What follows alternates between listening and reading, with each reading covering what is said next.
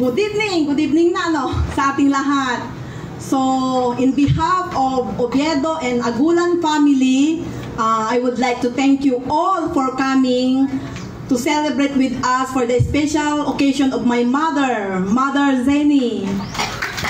So, thank you. You made this day so special for her na maki-join at masaksihan natin kung gaano kasaya si Mother. So every year ito na gusto ko na na mag-celebrate siya, na makita na masaya siya. Every time na nagsi-celebrate siya ng birthday, so parang ako yung nararattle.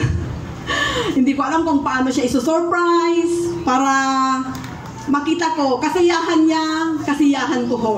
So thank you at dumalo po kayong lahat. Masaya po ako na tayo po ay nagkita-kita para maka-join sa amin at may celebrate po natin yung birthday ng aking mother. So thank you so much. May God bless us all. Thank you.